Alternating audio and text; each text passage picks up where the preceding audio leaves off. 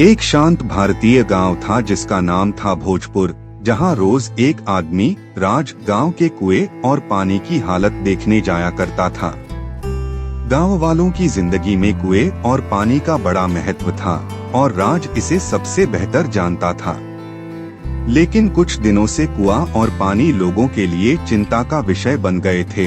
पानी का स्तर हर रोज कम होता जा रहा था। राज ने गांव वालों को इकट्ठा किया और सबने मिलकर कुएं और पानी को देखा, जो अब लगभग सूख चुका था। माताएं अपने खाली घड़ों को पकड़े खड़ी थीं, इस उम्मीद में कि शायद कुआं और पानी अब भी उनके लिए कुछ बचा पाए। बच्चे कुएं में झांक रहे थे, डरे हुए कि कुआं और पानी शायद हमेशा के लिए खत्म हो गए हैं। राज का मन हर समय कुएं और पानी की फिक्र में डूबा रहता था। उस शाम जब वो अपने घर लौटा, उसका दिल भारी था। गांव के बुजुर्गों ने कई सुझाव दिए, सभी का ध्यान कुएं और पानी पर था, लेकिन कोई भी उपाय कारगर नहीं लग रहा था। दिन हफ्तों में बदल गए और गांव के आसपास की फसलें सूखकर दरारों में बदल गईं। हर दिन गांव वाले कुएं और पानी के पास इकट्ठा होते, जो अब वहां नहीं था, ये उम्मीद करते हुए कि शायद हालात बदल जाएं।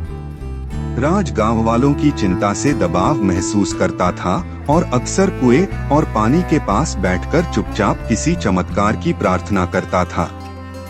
फिर एक शाम जब सब लोग खाली कुएं और सूखे पानी के पास बैठे थे, आसमान में अचानक एक हल्की गड़गड़ाहट सुनाई दी।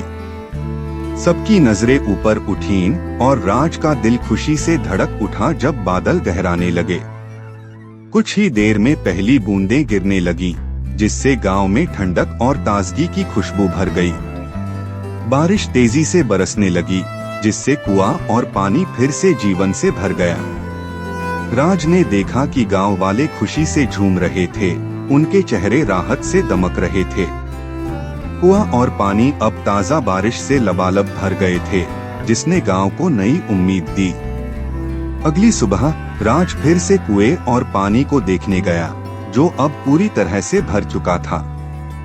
गांव वाले आभार प्रकट करते हुए इकट्ठा हुए, यह समझते हुए कि कुआं और पानी फिर से उनकी जीवन रेखा बन गए हैं, और राज जानता था कि अब वे इसे कभी भी हल्के में नहीं लेंगे।